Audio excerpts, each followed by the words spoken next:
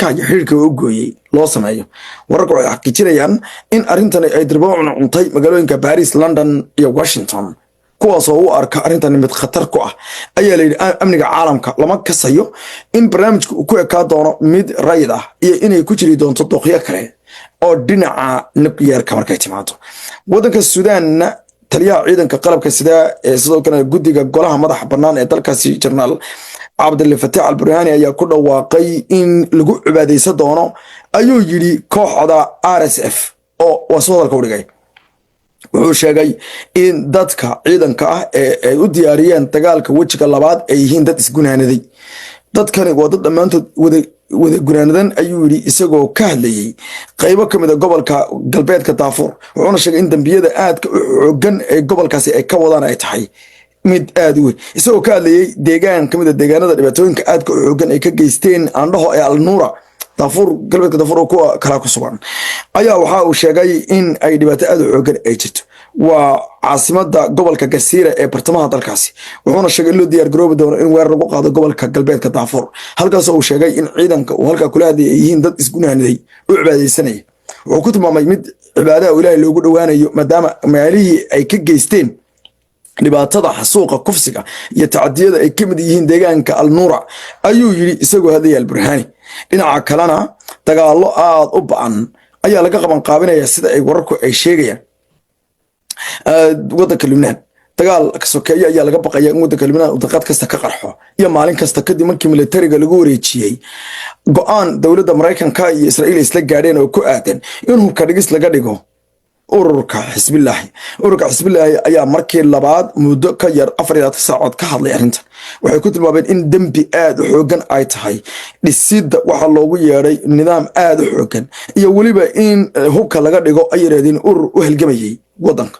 waa dambi kabaa'ir ay yiraahdeen kamid ah dambiyada Ilaahay laga galo mid kamid ah in la yiraahdo ay yiraahdeen urur awood leh oo doonaya in waddanka laga hor istaago cadawga qabsadayaasha iyo sidoo kale gumaysiga soo jireenka ayay ku tilmaameen. Waxayna sheegeen in arrinta noocaas oo kale aysan sinaba u asmici doonin. Warmurtiyeedka ururku markii dambe isagoo isku dhanay soo saareen sidoo kale golaha dhinaca siyaasadda ayay ku tilmaameen Ra'iisul Wasaare Nawaaf Salaam iyo madaxweyne Joseph Aoun in ay u dhurteen waxa lagu xamanayay oo ahaa inay yihiin daba dhif. waxay yiraahdeen xukuumadda waxa ay gashay Nawaaf Salaam dambi aad u xooggan oo ay ka gashay ay yiraahdeen qaranka waddanka markay yiraahdeen hubkii cadawga la iskaga caabinayay la iskaga waabinayay soo wareejiye hadii kale waa la idka qaadaya. waxayna taas u eekeen inay keeni doonto in buntu iyo qoriga la isku qaato. qorshahan hadaba muxuu yahay?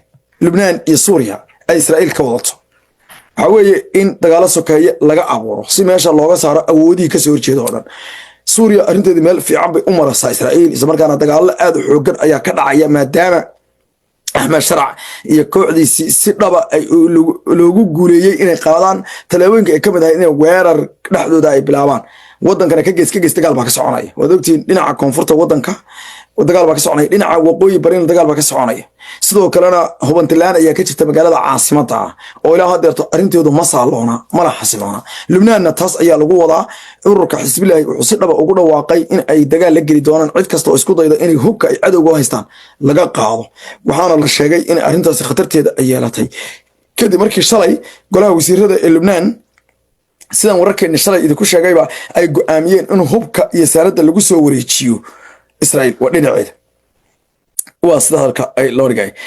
haddaba dhinaca kalena dabashana qiimaha badan dagaalada noocan oo kale ah dagaalada sokeeye iyada oo laga baqayo inay qarxaan ayaa Israa'iil dhinaceeda waxa ay sheegaysaa in ay sii wadi doonto qorshayaasha dagaal ay ku wiiqayso ururka Xisbullah oo kale iyadoo ku tilmaantay in wiiqitaanka ururka Xisbullah uu muhiim u yahay joojinta dagaal dambe oo ku raaqaan inay soo qaadi karaan. waxayna sheegeen inay dhinaca hubka dhigistana ay ka sugayaan kooxda in ay hubka ka dhigaan xukuumaddu.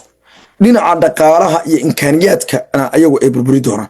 laakiin sida uu ku tiraabayo ama uu sheegayo taliyaha ciidanka ururkaas ama ninka madaxda ururkaasi Naciim Qaasim waxa uu sheegay in daqiiqad kasta uu dib u bilaabo doono weerar Israa'iil ka dhana haday Israa'iil taa go'aansato. haddaba ururka Xisbullah xaaladdu way ku soo adkaanaysaa marka laba akhyaar kaliya u furan.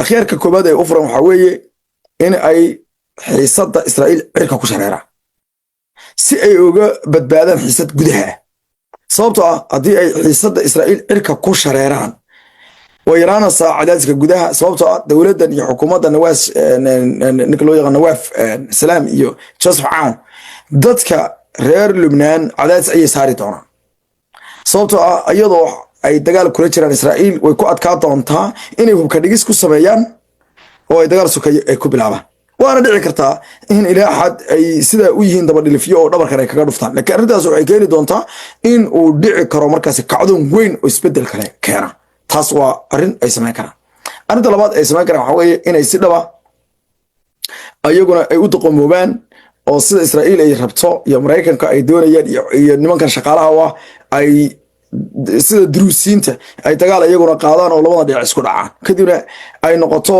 inay kafee soo qaataan qoladaasna halka ku cabaan oo ay sheeda kala socdaan sida la isku dilayo la isku rifayo dabadeedna ay sida Suuriya oo kale ay noqoto hadda loo daawanayo Suuriya waxyaalaha xisaab badan xisaab waxa kamid ah magaalada loo yaqaan Suwayda ee la isku dilayo marka la joogo burleyda Golan Heights ee laga haysto Syria laga haysto diiradaha saaran iyo soo dhaweeyaasha saaran halkaasi teleskobiga u saaran Israa'iil u saaran way aragtaa baa dagaalka ka soconaya ee dhexdooda isku leeyahay aduba cadawgiisi wadankiisi qayb haysto oo ayaga dhexdooda islaynay bal heerka la gaarsiiyay carabta bal heerka la gaarsiiyay qiimaha bal fiiri la gaarsiiyay wax la yaab leh runtii xaqiiqatan waxyaalaha la yaab kale ka mid tahay adigana ka fallood warka ku saabsan Masar iyo Turkiga iyo hubka la yaab kale ee dalka Turkiga soo bandhigay diyaaradaha dagaalka barnaamijyadeena dadka